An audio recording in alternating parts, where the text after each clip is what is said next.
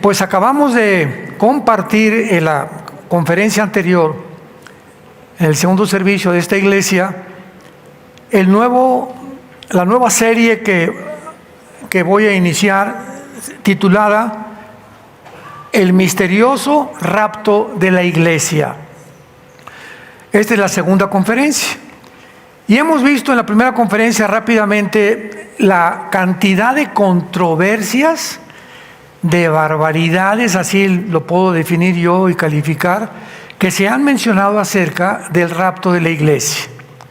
Algunos enseñan que va a ser a la mitad de la tribulación, otros que el rapto y la segunda venida es lo mismo, otros hasta se han atrevido a decir que ni siquiera va a haber un rapto de la iglesia. Otros dicen que es una doctrina nueva que comenzó hace 2 siglos. Yo les contesto, si está en la Biblia, pues tiene más de 2000 años.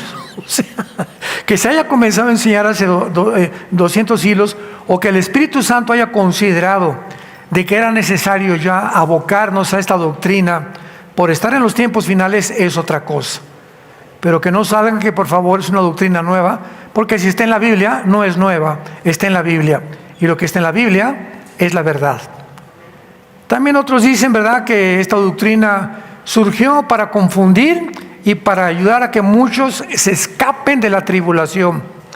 Porque como muchos no quieren atravesar la tribulación, pues han usado el rapto para decir que no van a sufrir, etcétera, etcétera, y le han llamado un escapismo. Todas estas contradicciones bíblicas, todas estas opiniones son en contra de la Biblia. Yo he predicado muchos mensajes acerca del rapto de la iglesia, pero he considerado en los últimos meses, por tantas opiniones que estoy oyendo, tantos correos que nos llegan, telefonemas, etcétera, etcétera, twitters, de las preguntas acerca del rapto, que he considerado unir o unificar las verdades principales del rapto para exponerlas, para que tengamos una sólida fe, una sólida creencia en esta doctrina que es 100% bíblica. En pocas palabras, para muchos de ustedes que no conocen ni han oído, o tal vez ahorita estás escuchando la palabra rapto, te estarás preguntando de qué está hablando el pastor. Muy bien, la Biblia dice que va a haber una generación de seres humanos, que lo más seguro es que vamos a ser nosotros. Yo no sé todo lo de aquí en la iglesia de Toluca, ¿verdad? Os digo nosotros, todos los cristianos de todo el mundo, no se crean tan santitos.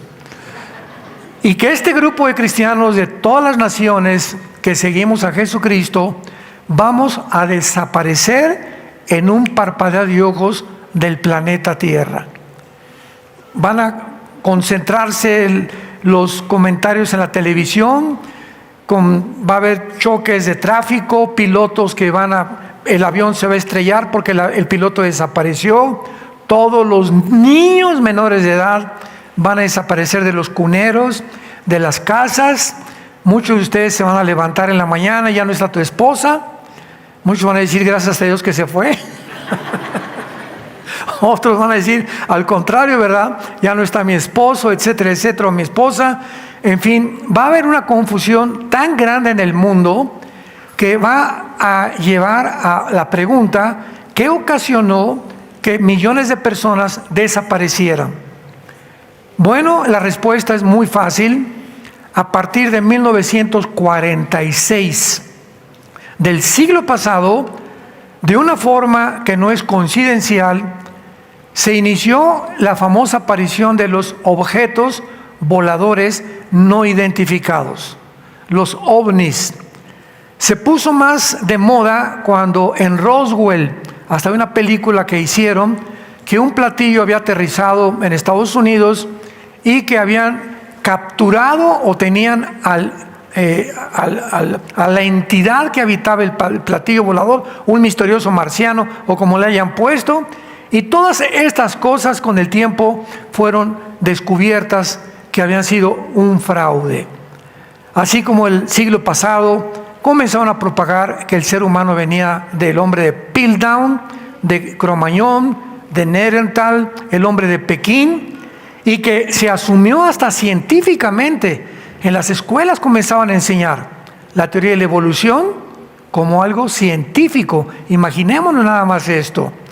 Más tarde se descubrió que el hueso que supuestamente era de un hombre era de un puerco o era de un jabalí.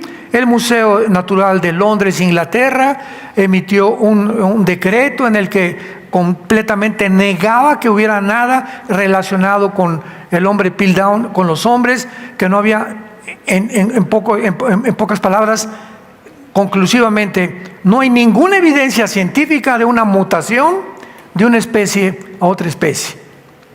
No hay una prueba que un perro se convierta en un gato en un loro, una ballena en un delfín, una jirafa en un rinoceronte, un burro en una yegua o en otro animal. No hay absolutamente ninguna evidencia científica de una mutación de una especie a otra especie.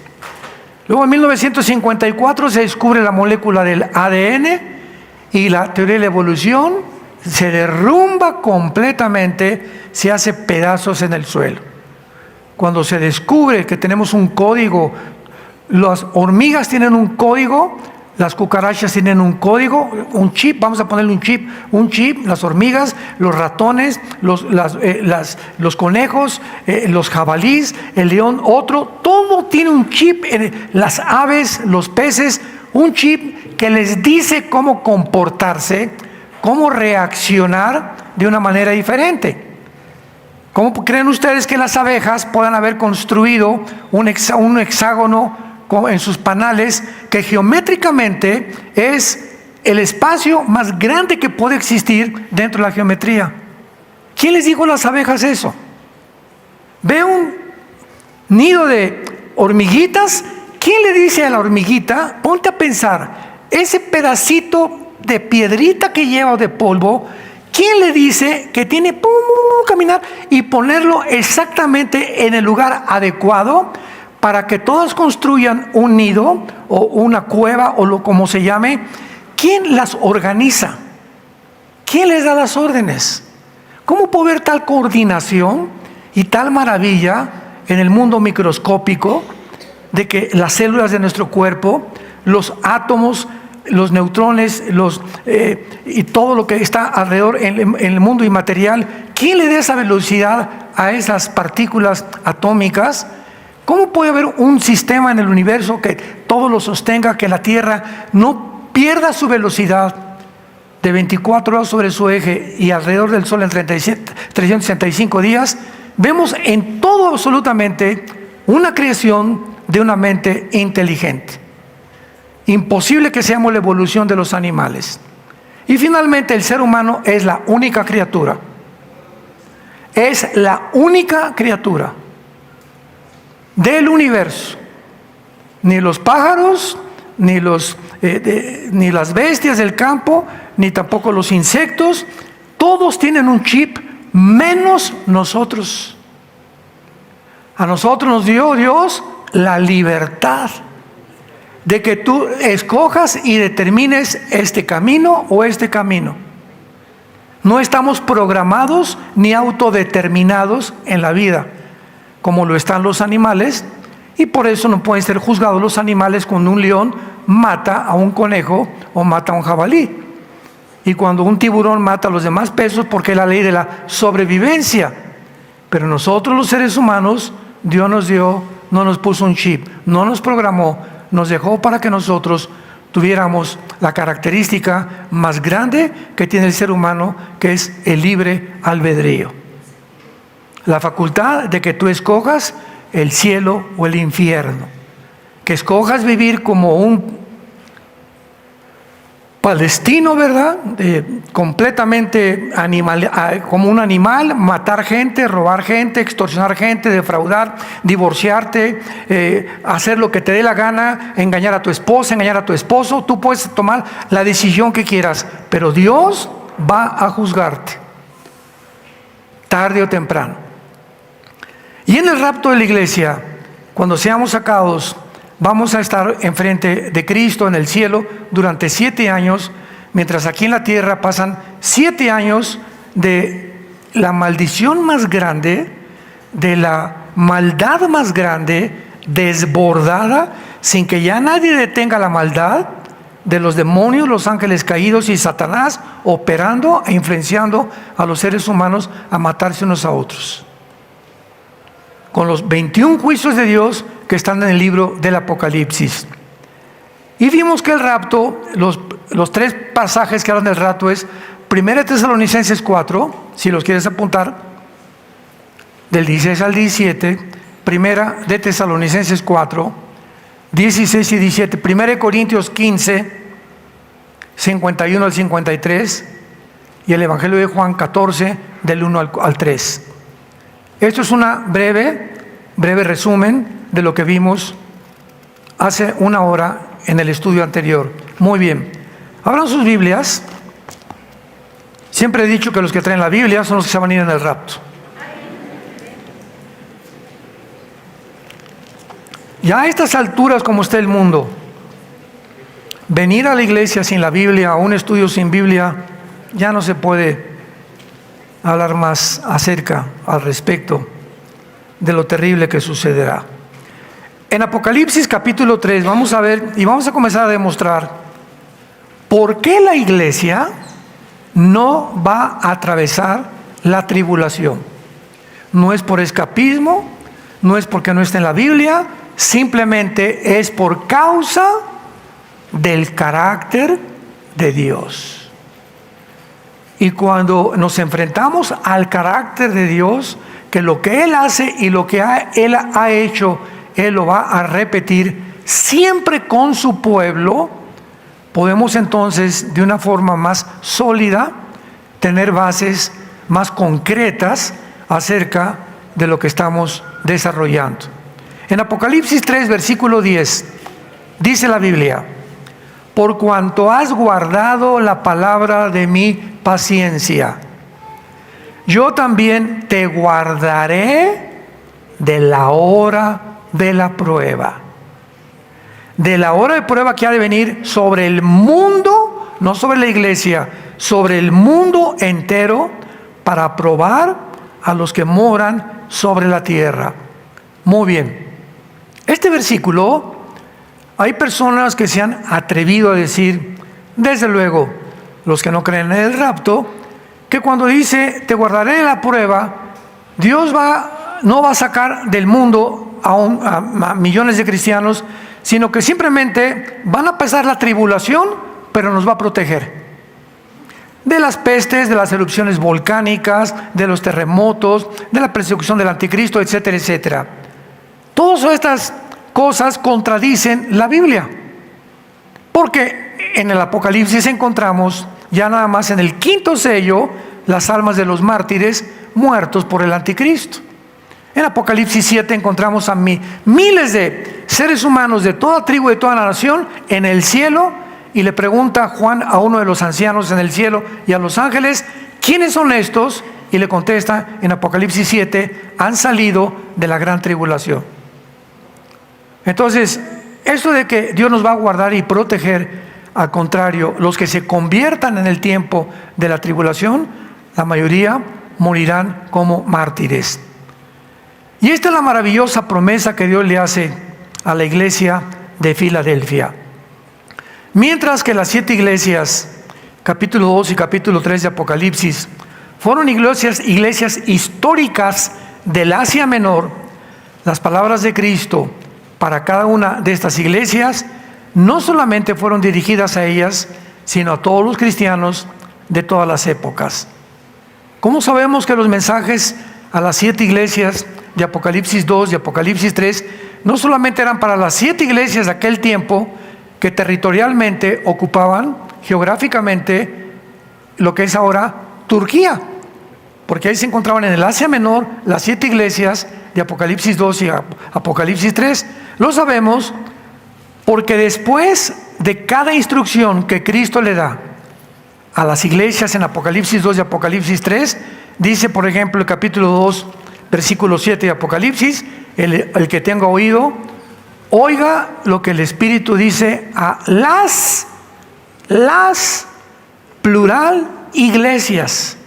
O sea, está en plural, por lo que sus palabras fueron dirigidas a las iglesias de toda la historia. Ahora vemos también los artículos en el original griego, los verbos, que es importantísimo para poder establecer una doctrina hermenéuticamente, que dice: te guardaré, Apocalipsis 3:10, regresamos, de la hora de la prueba. Los artículos definitivos en el original griego indican que son específicos. ¿Qué quiero decir? La palabra guardar, tereo con T de tío en el griego, significa proteger de un peligro o fuera del peligro en especial. Te guardaré, te protegeré, tú no atravesarás este peligro. También notamos otro artículo definitivo en la frase la hora de la prueba, porque los artículos definitivos en el griego indican que son específicos y no solo cualquier tiempo de prueba de la vida. Es un tiempo especial que vendrá en el que va a haber una prueba que nunca la había habido. Mateo 24:21, apúntalo. Mateo 24:21, porque Jesús dice: vendrá el tiempo en el que el mundo verá una tribulación como nunca, jamás la ha habido. Porque hay muchos que dicen: bueno, es que la tribulación siempre ha habido en el mundo. Sí, siempre, desde que Caín mató a Abel.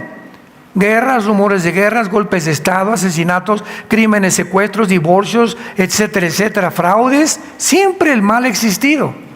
Pero esta hora es una hora específica para un tiempo determinado, que es el tiempo de la gran tribulación. Porque si no, ¿cuál hora de la prueba sería? Oye, Señor, yo he tenido tantas pruebas, pues ¿de cuál hora, verdad? Me estás prometiendo que me vas a librar de una hora que vendrá sobre el mundo entero, no solamente sobre mi vida, ni sobre por la iglesia de Toluca, ni otra iglesia, va a ser sobre el mundo entero. ¿Cuál es esta prueba? La gran tribulación, mencionada también en el Antiguo Testamento. Ahora veamos en el Antiguo Testamento este tiempo que se menciona como una hora de una prueba que va a venir sobre el mundo entero para probar. Nosotros ya fuimos probados, para probar a todos los moradores de la tierra. Isaías capítulo 2. Y veamos también que todos estos versículos que vamos a leer, que hablan de la tribulación, en el Antiguo Testamento se usa la frase la ira de Dios, el gran día de Jehová, el día del ardor de la ira de Dios. Todas estas frases siempre en el Antiguo Testamento siempre se refieren a la tribulación de Israel. Nunca jamás encontramos en el Antiguo Testamento la tribulación de la iglesia. Este es otro punto muy sólido para demostrar. Isaías 2, del 10 al 12. Métete en la peña, escóndete en el polvo de la presencia temible de Jehová y del resplandor de su majestad. La altivez de los ojos del hombre será abatida, y la soberbia de los hombres será humillada. Y Jehová solo será exaltado en aquel día, porque el día de Jehová de los ejércitos vendrá sobre todo soberbio y será abatido. Rápidamente lo comparamos con Apocalipsis 6, en el quinto sello, sexto sello, versículo 14. El cielo se desvaneció, y los reyes de la tierra, y los grandes, y los ricos, los capitanes, poderosos, siervos, se escondieron en las cuevas de los montes y decían: caigan sobre nosotros y escóndanos del rostro de aquel que está sentado sobre el trono y de la ira del Cordero.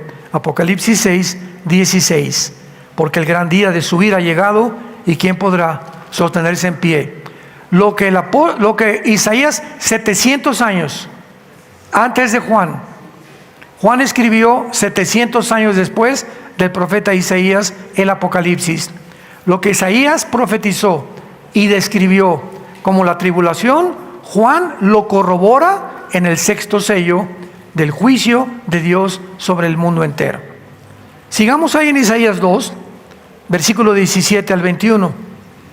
La altivez del hombre será abatida, la soberbia de los hombres será humillada, y solo Jehová será exaltado en aquel día.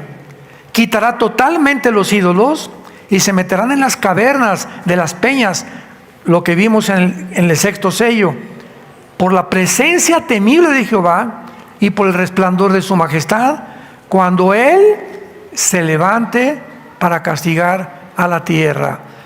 Estamos en el siglo XXI, año 2024, Dios todavía no castiga al mundo.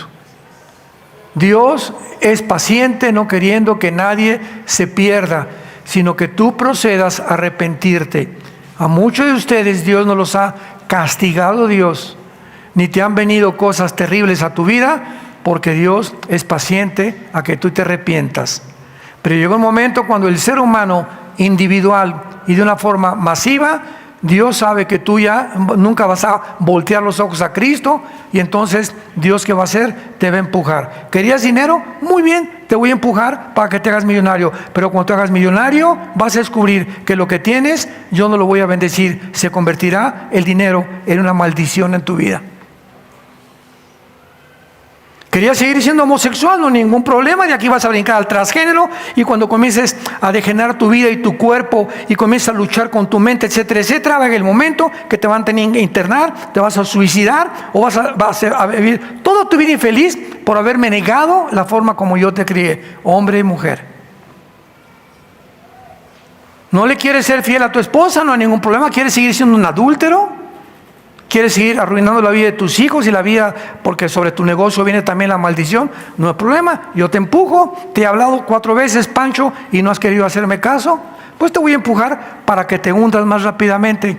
Cuando Dios abandona a un ser humano, a una familia, o a una ciudad, o al mundo entero, y Dios les dice, hagan lo que les da la gana, es el terrible juicio de Dios. No hay juicio más trágico que dejar que te abandone Dios y que te diga, no me vuelvo a molestar con tu vida. Haz lo que quieras. Nos encontramos en el día del juicio. Ahí me darás cuentas de la responsabilidad y el libre albedrío que yo te di.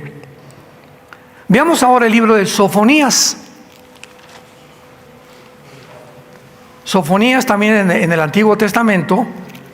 Y vamos a ver en este libro maravilloso de Sofonías, en el capítulo, vamos a comenzar en el capítulo 1 de Sofonías. No le vais a encontrar cerca de Génesis, está después de Habacuc y antes de Ageo, ya casi en los últimos libros del Antiguo Testamento. Sofonías 1 dice así, del 14 al 18. Cercano está el día grande de Jehová, cercano muy próximo, es amarga la voz del día de Jehová. Gritará allí el valiente, día de ira aquel día, día de angustia y de aprieto, día de alboroto y de asolamiento, día de tinieblas y de oscuridad, día de nublado y de entrenecimiento, día de trompeta y de algaraza sobre las ciudades fortificadas y sobre las altas torres.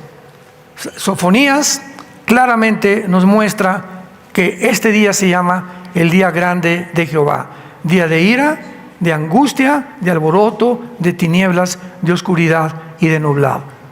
Y en ninguna parte encontramos nosotros que la iglesia pueda ser mencionada. Ahora, muy bien, cuando nosotros estudiamos que la única manera de ser librados, de estos terribles juicios será mediante el rapto de la iglesia anticipadamente, y los que hayan sido sellados por Dios en la tribulación. Son los únicos que van a escapar. Los que antes que comience la tribulación y el anticristo se manifieste, salgamos del mundo Y los que se quedan, los seres humanos que se quedan, solamente 144,000. Apocalipsis 7.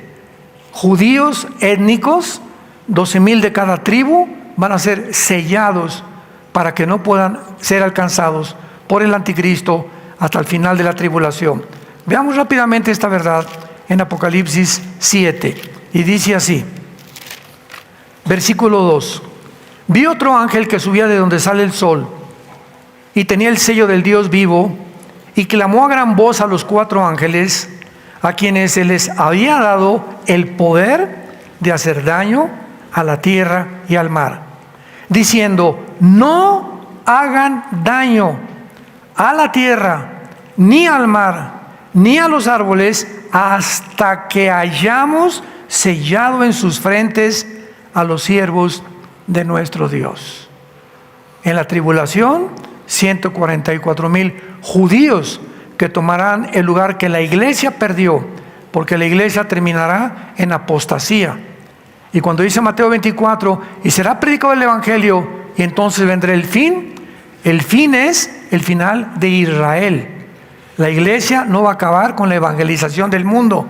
La iglesia va a terminar igual que terminó Israel en la apostasía. Y Dios tendrá que regresar otra vez a Israel, meterlos a la cancha, y en lugar de las chivas les va a enfrentar a los tigres, como en un partido de fútbol. Ya México perdió, pues meto otro equipo para que pueda yo, que he venido entrenando a 144,000 judíos, para que ellos se encarguen de evangelizar finalmente el mundo, junto con los 2 testigos de Apocalipsis capítulo 11. Me van siguiendo poco a poco cómo está la cronología y cómo los eventos se van sucesivamente acomodando uno detrás del otro. Esto es muy importante para una perspectiva más amplia de la tribulación y del rapto de la iglesia.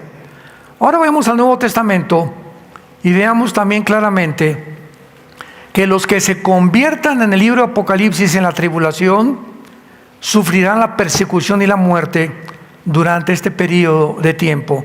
Apocalipsis 6, del 9 al 11. Cuando abrió el 5.º sello, vi bajo el altar las almas de los que habían sido muertos por causa de la palabra de Dios y por el testimonio que tenían. Y clamaban a gran voz allá en el cielo, diciendo: ¿hasta cuándo, Dios? O sea, estaban hablando con Dios.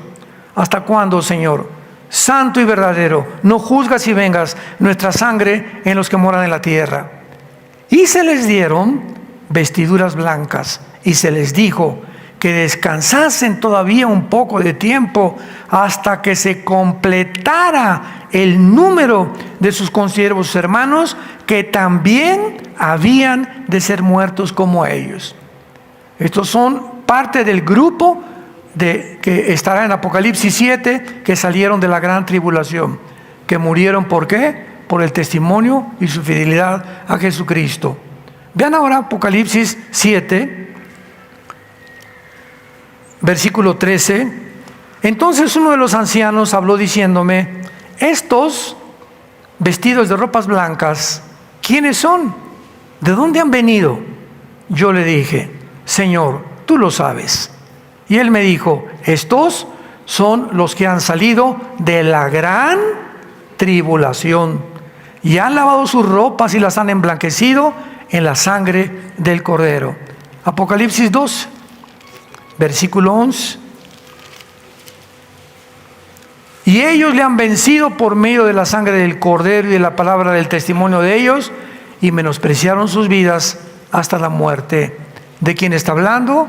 De todos los santos que morirán en la tribulación por negarse a ser marcados con el 666.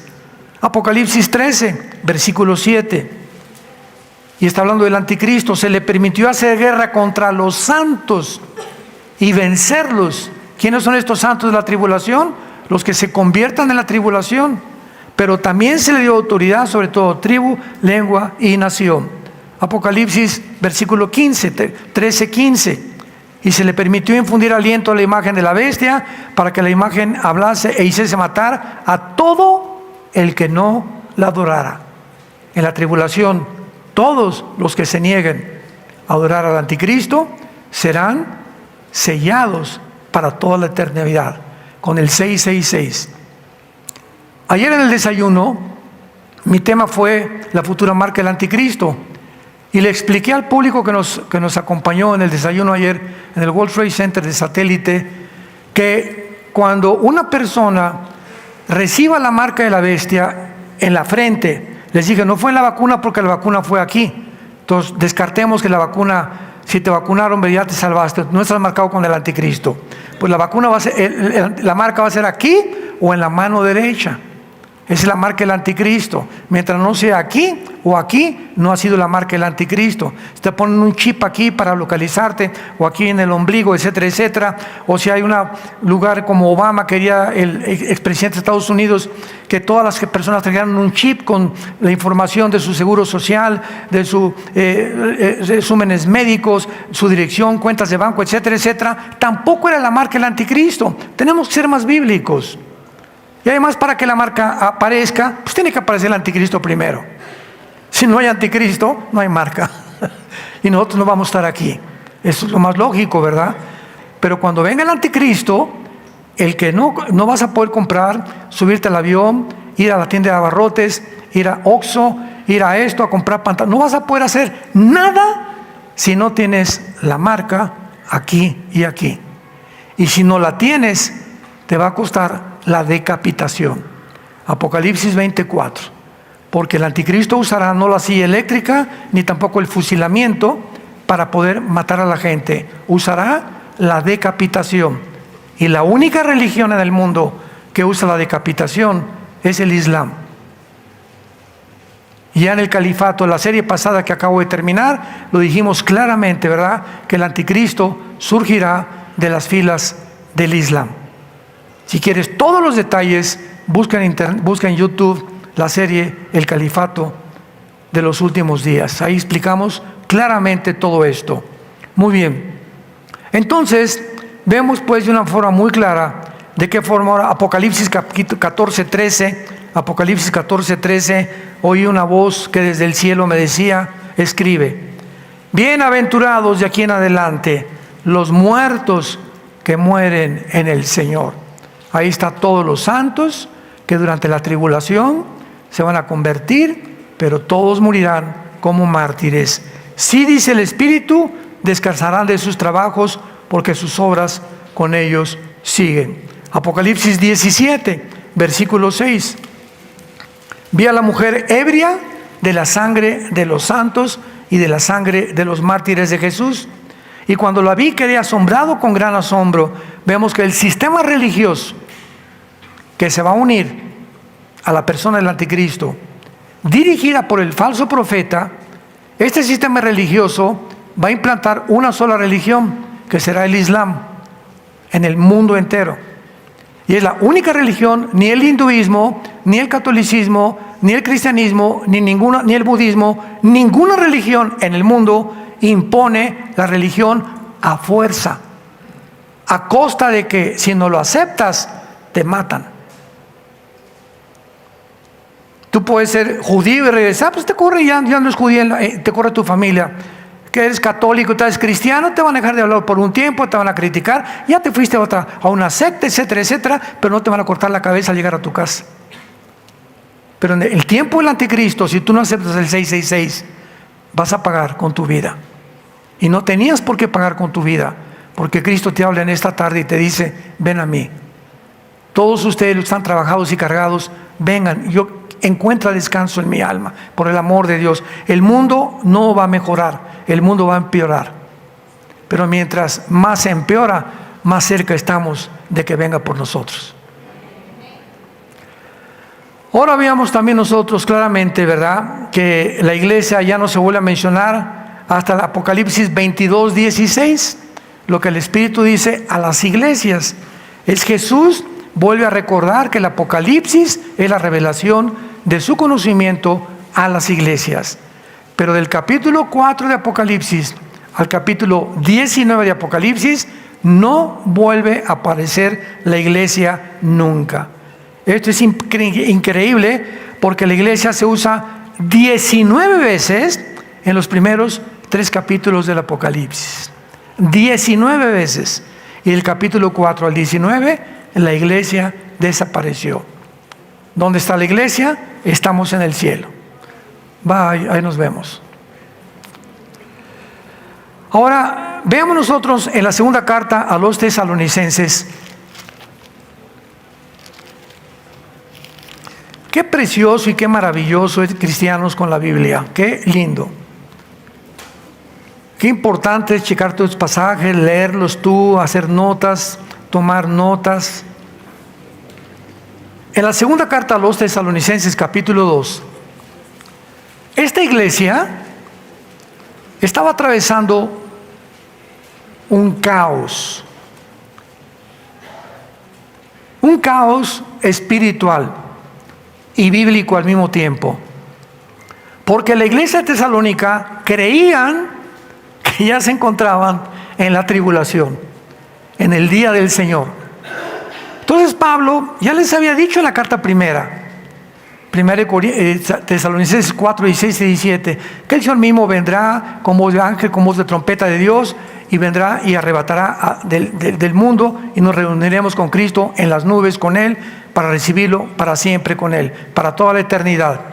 Entonces, después de que Cristo les dice eso, comienza el segundo capítulo de la segunda carta a los tesalonicenses con estas palabras. Mucha atención, por favor.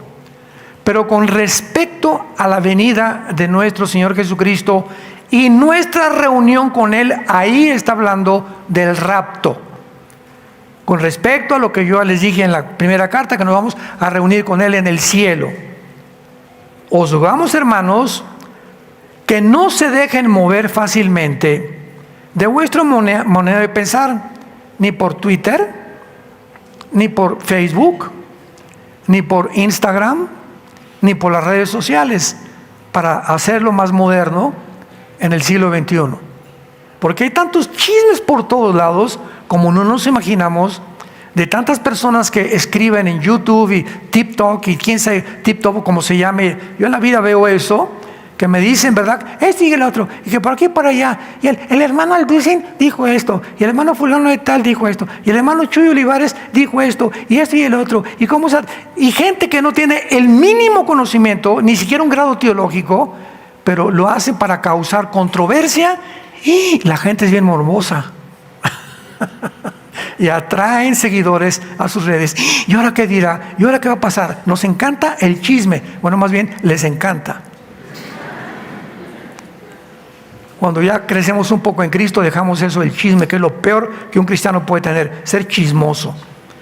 Entonces les dice Pablo, no se dejen mover fácilmente cualquier cosa que oigan, ni se conturben por espíritu, ni por palabra, ni por carta, en el día de que el día del Señor está cerca. La frase el día del Señor se refiere a la gran tribulación. O sea, hermanos, no están ustedes en la gran tribulación. ¿Quién sabe quién les mandó un falso profeta, un falso apóstol, etcétera, etcétera? Pero ustedes no están en la tribulación. Y ahora Pablo les va a dar 2 señales de que no están en la tribulación. Nadie los engañe, versículo 3, de ninguna manera. Porque no vendrá, no vendrá ¿qué cosa? La gran tribulación, el día del Señor, sin que antes venga la apostasía y se manifieste el hombre de perdición.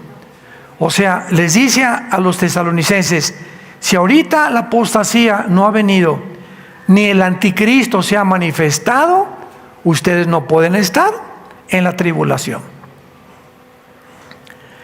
Y después dice el versículo 3, que en ninguna manera, porque no vendrá sin que venga la apostasía, el hijo de perdición, el cual se opone, o sea, el anticristo, y se levanta contra todo lo que se llama Dios, o es objeto de culto, tanto que se sienta en el templo de Dios como Dios, haciéndose pasar por Dios. ¿Qué no se acuerdan cuando yo estaba con ustedes que les decía todas estas cosas? Y ahora ustedes, atención, ahora ustedes saben lo que lo detiene a fin de que a su tiempo se manifieste. O sea, hay un poder en el mundo todavía, ahorita, que está impidiendo el surgimiento del anticristo. Mientras la iglesia esté en el mundo, el anticristo no se puede manifestar. Y ese poder que está en la iglesia es el poder del Espíritu Santo. Entonces, cuando la iglesia salga, el Espíritu Santo seguirá operando en la tribulación, pero de otra manera como operó en el Antiguo Testamento. Pero lo que detiene ahorita la corrupción en tu casa, en tu oficina, en tu escuela, eres tú con tu testimonio, con tus convicciones, cuando se han dado cuenta que eres diferente a los demás. Que no ve las películas que todo el mundo ve, que no ve las conversaciones que todo el mundo oye, que vean cómo tratas a tus hijos, cómo tratas a tu esposa, etcétera, etcétera. Ese testimonio es la sal del mundo. Mateo 5, 13 y 14. Jesús nos dijo, ustedes son la sal. ¿Qué significa? Que nosotros mientras estemos en el mundo estamos evitando que se corrompa más el mundo de lo que ya se encuentra. Y si la maldad no se ha manifestado como un dique, como un tsunami en el mundo, es porque todavía hay cristianos que seguimos hablando, el movimiento LGTB no es de Dios, el homosexualismo no es de Dios, el aborto no es de Dios, este sistema de gobierno no es de Dios, y comenzamos a hablar y emitir, a pesar de que nos persigan, a pesar de lo que pueda pasar, mantenemos las convicciones, y mientras estemos enfrentándonos a una fuerza hostil que el mundo nos quiere jalar y ser como ellos, mientras lo resistamos, estamos impidiendo que la maldad se desborde. El día que tú comienzas a leer pornografía, escúchame varón que me escuchas, le has abierto la puerta a la maldad para que los demonios se vengan sobre tus hijos y sobre todos los que tienen hijos menores de edad. El día que tú comienzas a tratar a tu esposa como una muchacha, que es como un objeto, tómala y déjala, y no le das un respeto ni a la reina de tu casa, en ese momento la maldad en tu casa y en tu matrimonio y en tu familia se va a comenzar a desbordar sin que te des cuenta, y cuando te des cuenta, tu ministerio y tu familia está destruida. El momento que en nuestra oficina, nuestros empleados, en el bufete jurídico, en la clínica médica donde trabajas, en mi taller de carpintería, en de plomería, mis empleados y la gente no sepa que yo soy cristiano, ni a nadie le he dicho que soy cristiano, y mis empleados tienen 3 años conmigo y ni siquiera saben que soy cristiano, ¿sabes una cosa? La maldad se desbordará sobre tu trabajo y sobre tu oficio tarde o temprano. ¿Qué es lo que detiene ahorita? La maldad, nuestro testimonio. Porque Dios no nos ha dado espíritu de cobardía, sino de poder, de amor y dominio propio. Timoteo, te exhorto que no te avergüences del Evangelio de Dios, que no te avergüences ante tu familia, ni ante tus amigos, ni ante tus amistades, porque Dios no nos ha dado un espíritu de cobardía. Y si tú ese espíritu no lo tienes, que va en contra de lo que el mundo te está jalando, no eres cristiano. Hechos 1:8. Y les daré poder cuando venga el Espíritu Santo sobre ustedes y me serán testigos. Desde que tú te convertiste, te pregunto, ¿a quién le has dado testimonio del amor de Dios en la cruz? Comenzando con tu familia. No, pues no sé, hermano, tengo 4 años de cristiano y ahora que hago cuentas de veras, pues no, les he dicho que Dios es bueno y que peace and love. Duda profundamente de tu cristianismo, porque Dios nos mandó a ser testigos, a enfrentarnos a un mundo que está corrompiéndose y predicar el Evangelio de la gracia de Dios en la persona de su Hijo Jesucristo, que sacó la muerte, quitó la muerte y trajo la inmortalidad por medio de la predicación del Evangelio. Se manifestó Jesucristo para quitar la muerte y podernos darnos la inmortalidad mediante la prédica de este mensaje. Así que entonces Pablo les dice, ustedes saben lo que lo detiene. Versículo 7. Porque ya está en acción, escuchen, el misterio de la maldad. Esta palabra iniquidad, a los que les interese, se tradujo iniquidad, es la palabra griega anomia, con A de Armando, anomia, que significa rebelión contra las leyes de Dios. Dios dijo, es hombre y mujer. El mundo dice, no es hombre, es mujer. No es mujer, es hombre. Dios dijo, velen por la vida, y la gente dice, no, no es así, podemos nosotros abortar. Al mes, a los 2 meses, etcétera, etcétera. Dios dijo, séle fiel a tu esposa, mantengan el adulterio, el que comete adulterio corrompe su alma, verías y vergüenza hallará. Y eso es lo que están haciendo. Entonces, cuando nosotros contradecimos esto, nos encontramos dentro de una dimensión que se llama la dimensión de la maldad, que está operando en el mundo de una forma invisible, sin que nos demos cuenta, tratándonos de alejarnos de Dios. Bueno, sí creo en la Biblia, ahí de vez en cuando. El viernes la leo un poquito más. El domingo ni la llevo a la iglesia. Y sin que te des cuenta, al alejarte de la Biblia es la palabra, es Cristo encarnado, es la palabra encarnada. Y cuando comienzas a alejar de la Biblia y de leerla, de memorizarla y de traerla y amarla y tomar y estudiar, etcétera, etcétera, sin que te des cuenta, la maldad, como cuando entra la polilla a un mueble de madera. Yo hace mucho tiempo, cuando era misionero en la sierra entre Oaxaca y Guerrero, éramos muy pobres, comenzamos muy pobres. Teníamos un mueblecito que nos regalaron con 2 cajones para guardar nuestra ropa. Y un día llego con el mueble y le hago así, y así, ¡pum!, se cayó al suelo, lleno de polilla, no nos habíamos dado cuenta. Y así es el pecado, sin que te des cuenta, la maldad comienza, chucu, el pecado sin que te des cuenta. Y de repente, cuando te das cuenta, ya no tienes poder para enfrentarte a la tentación, al adulterio, a la fornicación, al robo, al fraude, a la mentira. Sin que te des cuenta, tu vida se está desmoronando, tu carácter está hecho pedazos en el suelo por la maldad, que solo puede ser detenida cuando tienes convicciones firmes. Un varón, un hombre de Dios, es un hombre que tiene convicciones profundas y ama a su familia y a su matrimonio. Cuando no es eso, el misterio de iniquidad está operando de una forma intempestiva en tu vida. Y dice a continuación, para terminar, el apóstol Pablo, versículo 8, y entonces, ¿verdad?, cuando lo que lo detiene se ha quitado, entonces se manifestará aquel inicuo.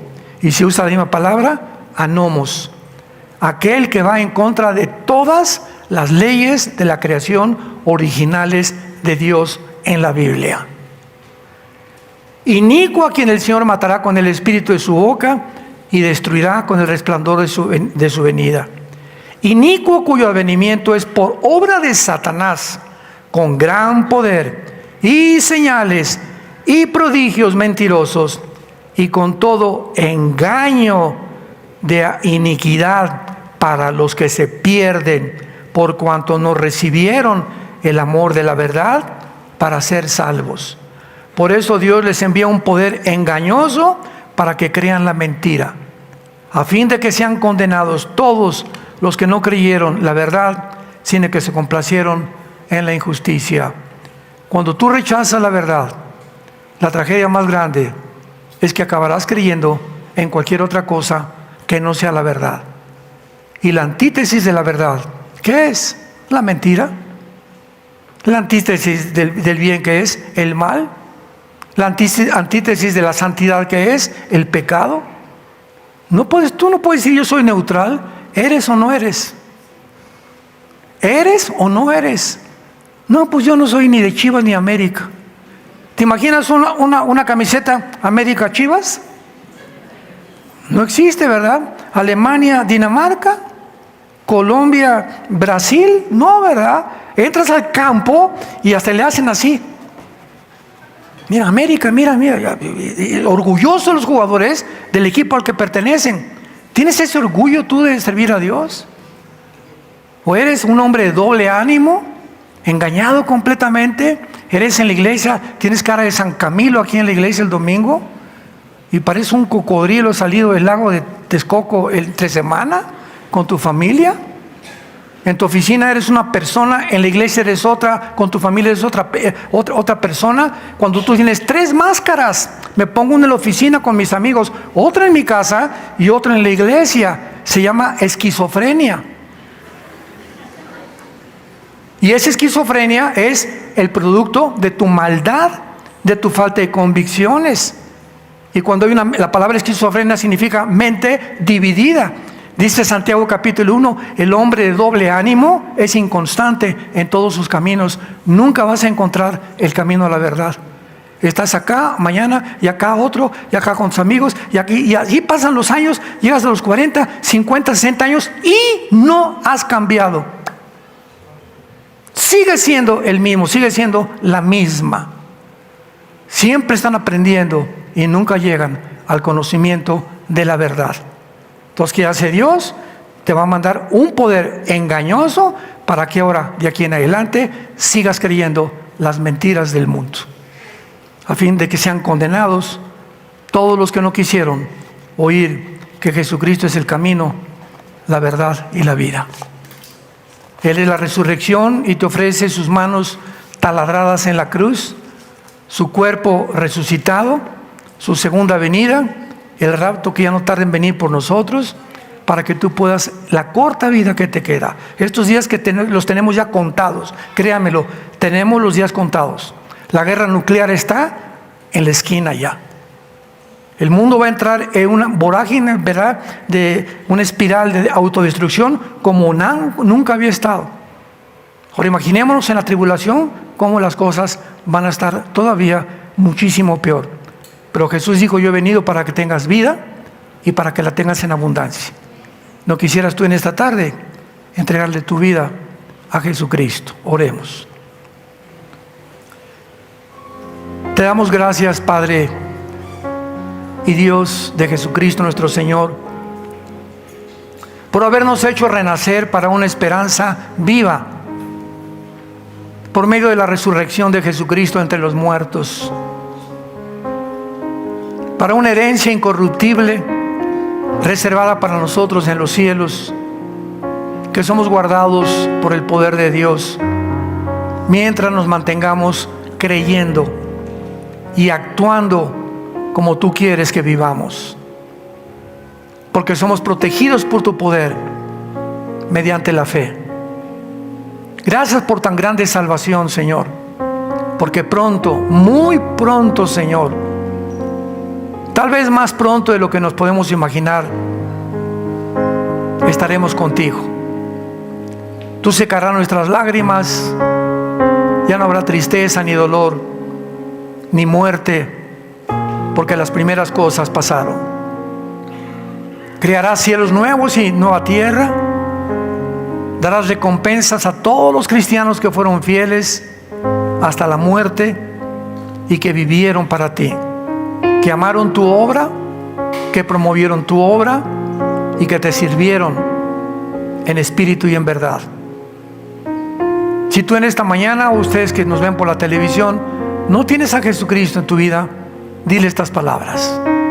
Tal vez sea la primera vez que lo hagas, pero cuando oigas su voz, no te endurezcas. Hoy es el día de tu salvación. Este es el día que Dios escogió para hablarte y traerte al conocimiento de la verdad. Dile, Señor, te pido perdón por mis pecados. Creo que me encuentro en un camino equivocado, lejos de ti. Perdóname porque soy un pecador.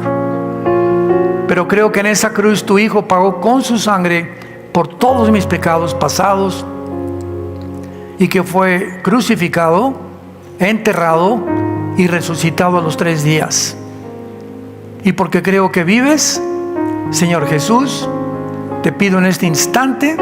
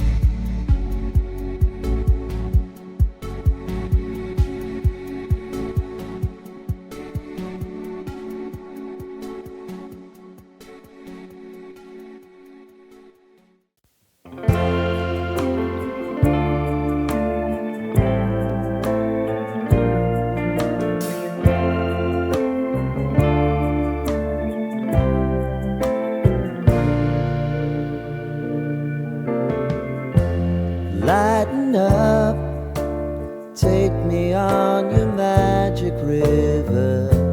Tell me all your dreams align.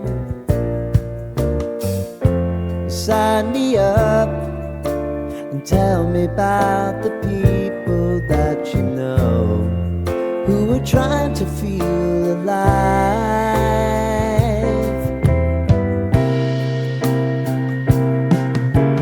Life can get hard, so honey, if you need to cry, just come share my pillow and rain, rain, go away.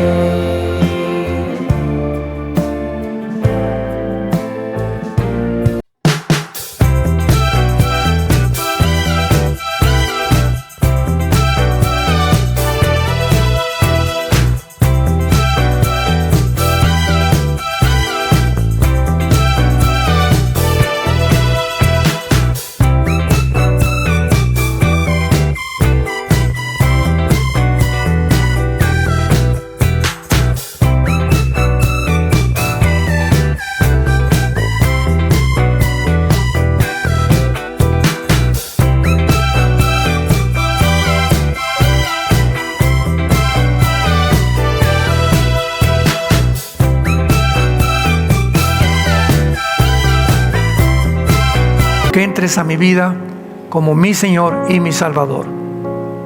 Ahora te doy las gracias por tan grande salvación, porque ahora en el día de mi muerte moriré en paz, sabiendo que tú me recogerás, y si vienes antes por mí, qué maravillosa experiencia tendré de no atravesar la muerte y formar parte del grupo de cristianos en el mundo que nos vas a levantar vivos y transformar nuestros cuerpos en milésimas de segundo para acompañarte contigo y con tus ángeles al cielo. En el nombre de Jesús. Amén.